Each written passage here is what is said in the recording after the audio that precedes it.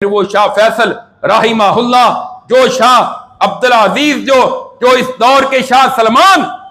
بن عبدالعزیز اس وقت سعودیہ کے حکمران ہیں، ان کے بڑے بھائی تھے شاہ فیصل رحمہ اللہ۔ وہ بات مجھے پھر یاد آئی کہ پاکستان کے دورے میں آئے، بھٹو کا دور تھا، وہ قائد اعظم کی قبر پر کراچی بھی گئے، انہوں نے دعا کی، یا اللہ یہ تیرا بندہ اس نے اچھا کام کیا، مسلمانوں کے لیے ایک الگ مملکت بنائی، اللہ اس کی قربانیوں کو، اس کی محنتوں کو قبول کر۔ بھٹو صاحب نے پھولوں کی چادر پکڑائی، کہا یہ لیں، انہوں نے کہا اس کو کیا کرنا ہے، کہا یہ قبر کے اوپر چڑھا دیں۔ شاہ فیصل رحمہ اللہ نے کہا تھا اگر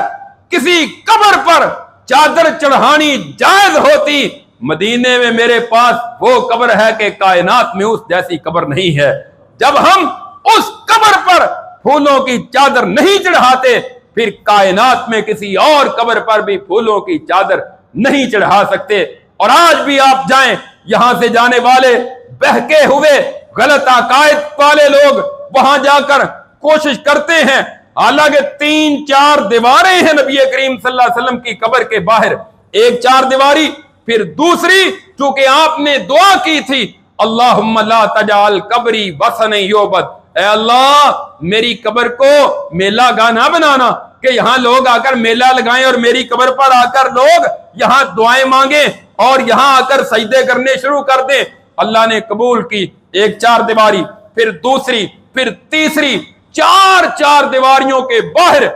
جالی جو لگی ہوئی تھی، جالی تو لوہے کی ہے، یہ لوگ باز نہیں آتے تھے، اس کو جا کر جالی کو چومتے، ہاتھ لگاتے، جائے نماز لگاتے، کپڑا لگاتے، یہ جالی کے ساتھ لگ جائے گا تو ہماری بخشش ہو جائے گی۔ اب انہوں نے جالی سے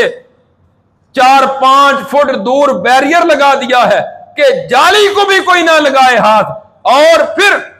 جب قبر کی طرف کوئی منہ کر کے دعا کرنا چاہتا ہے وہ اس کا رخ پھیر دیتے ہیں وہاں کھڑے ہوئے متوع اور شرطے پولیس والے کہ کعبۃ اللہ کی طرف منہ کر کے دعا کرو۔ نبی علیہ السلام کی قبر یقیناً پوری کائنات کی قبروں سے افضل ہے، لیکن عبادت اور دعا صرف ایک اللہ کی ہے۔